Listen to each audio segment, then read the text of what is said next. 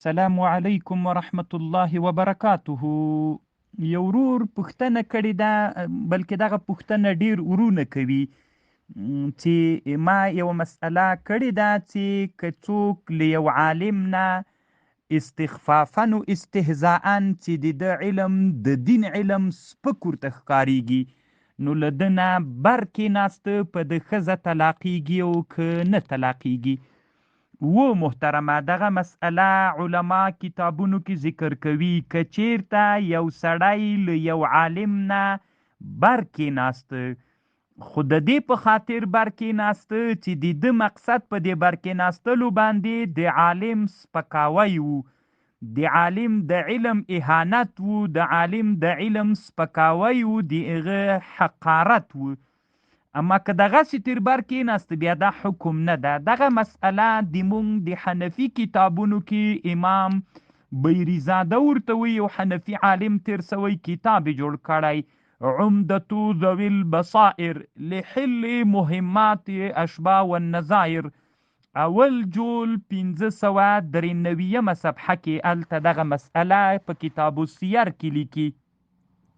دی وایي ولو جلس احد من الناس اعلى من العالم، که کېناست یو څوک له خلکو نه پورته له عالم نه یا له متعلم نه، یعنی د که عالم او که د اسلامی علومو متعلم طالب شاگرد فی المجلس، لو كان على وجه الاستخفاف طلقت امرأته، طلاق کړل سوله د ښځه ور باندې طلاق سوله، طلقت امرأته ولو كان على وجه الحقارة والإهانة، نو کافر ګرځيږي.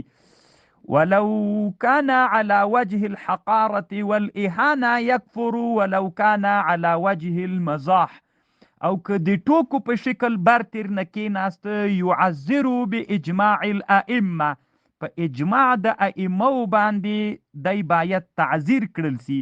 ګوره که چیرته استخفافا و حقارتن تر بر کېناستلې نو ښځه په طلاقېږي، دا معنا یعنی دی مرتد ګرځېږي، نکاح فسخه کېږي. او که د ټوکو په شکل تر بر کېناسته اجماعا به تعذیر ورکوي، یعنی قاضي ته به بیایې یا به وهي یا به بندي کوي. دا یو. علامه ابن العابدین الشامی په تنقیح الحامدیه کې دا مسئله ذکر کړې ده. په تنقیح الحامدیه اول جول 199 صفحه کې دا مسئله ذکر کړي، ولو جلس احد من الناس.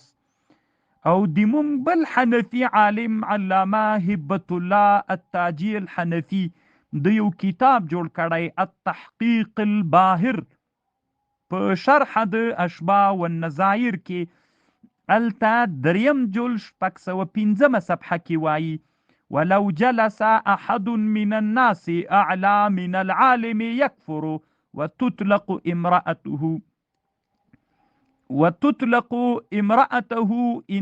وإن كان على وجه المزاح يعذر بإجماع الأئمة.